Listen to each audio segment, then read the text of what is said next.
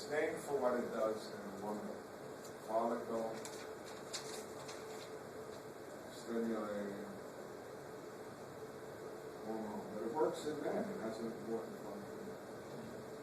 So what does it stimulate? In women, that's women, it stimulates growth of a follicle. A follicle is a hollow ball of cells with an egg in it. This is a follicle in the glory. It has an egg, and then it has like 2 or 3 layers of cells. And this is a hollow sphere. And this is your egg. And these are called follicular cells. This is what's inside the ovary. A woman has, are you ready for this? This will shock you. When a woman is in her mother's womb, she will have the most follicles in her ovaries. At the age of 5 months, pretty small baby in the mother's womb, that little fetus, 5 months old, has 2 billion follicles, 1 million per ovary. Is that amazing? When you're born, and she's born, you know how many she has? 500,000. They die very quickly. And when she hits puberty, you know, when she starts ripening an egg, you know, she only has about 300,000. So you get a lot of follicles when you're inside your mother's womb, but they're very fragile. They keep what? Dying. 2 million, can you imagine? You're not even born yet. Woman. Okay. What else does it do? It tells the follicular cells. We're going to come back to this. I'm not going to do all of the functions. It tells the follicular cells to make estrogen. So it's these cells that make estrogens, not the egg. In the male, it helps stimulate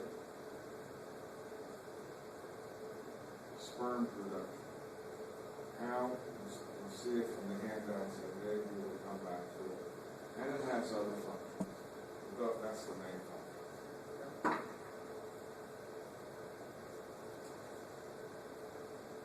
So far, you with me, folks? And the last hormone, the pituitary, is defined, named again for what it does in women, luteinizing hormone. By the way, I don't use it, most people forget to use it.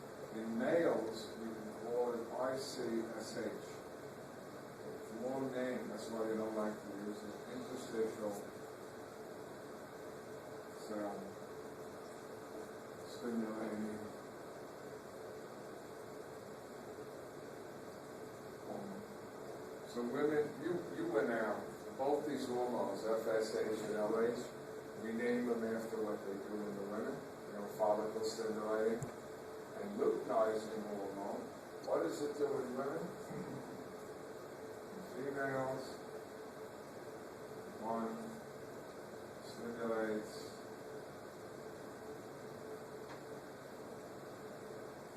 progesterone production.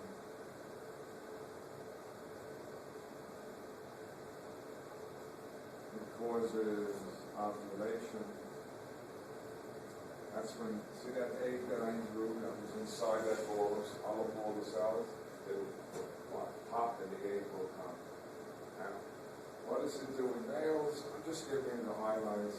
In males, main function stimulates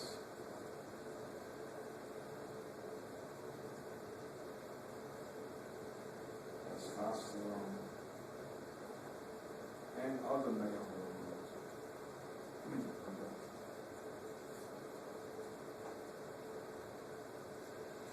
That's all I want to do.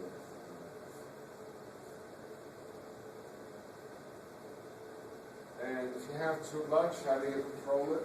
by negative feedback. You with me?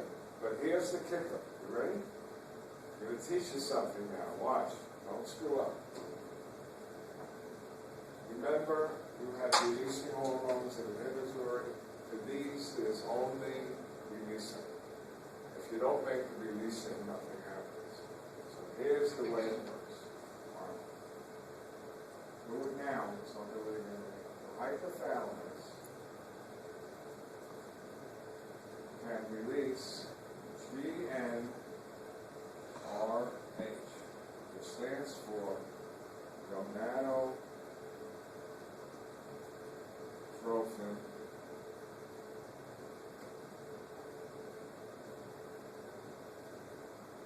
releasing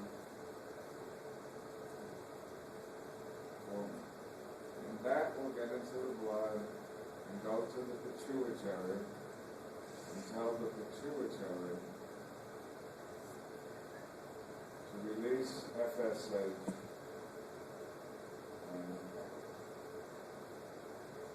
Everyone got that? If there's too much FSH and LH, you get feedback and the hypothalamus just stops making it. And if you're curious, you know when you make GnRH for the first time? When you hit puberty. Because before puberty, you're not going to make sperm, you're not going to make eggs, right?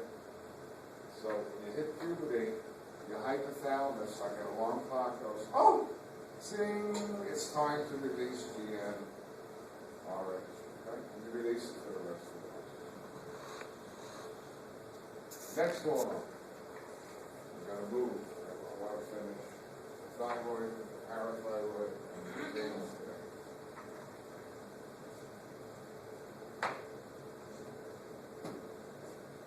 Last hormone, number 6. Prolactin. Here we go. I'm going to do it fast, but accurate. Ready? Your hypothalamus releases either prolactin, RH, or prolactin. If you release RH, it goes to the pituitary, the anterior pituitary. And the anterior pituitary will release prolactin,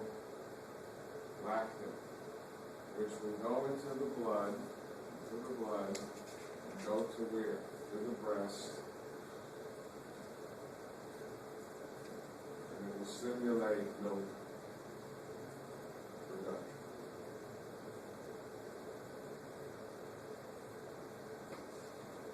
Everybody got that? What all are we making now? Prolactin, RH, or IH? What are you making now?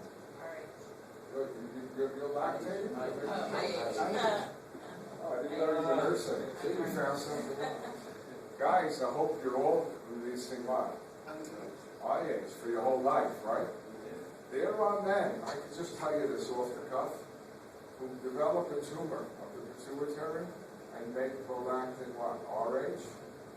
And men have a little bit of mammary tissue, you do, but they usually won't make much milk. But you know what? Too much, if you get prolactin going where? Throughout your body, you know what it does? It interferes with sperm production and testosterone production. You with me? So you'll lose your sex drive, your genitals will get smaller.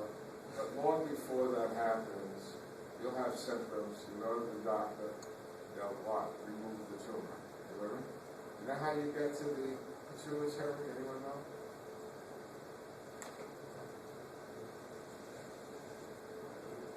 Ready? It is so easy. These doctors are a pro. Lay it down. We're going to dislocate your jaw. So your jaw drops. You with me? Remember, the pituitary is sitting in the cella tertiary. Remember that little depression in the sphenoid bone? You're going to go in with a drill that has a right angle to it, like this. And you're going to go in and make a hole in your heart palate. And I'll make a hole, and there When I open up the bone in the heart, the right area, there is your pituitary. I can go in and remove whatever I want. Take a little piece of bone from the hip, staple it. I used to buy rats. Rats, they're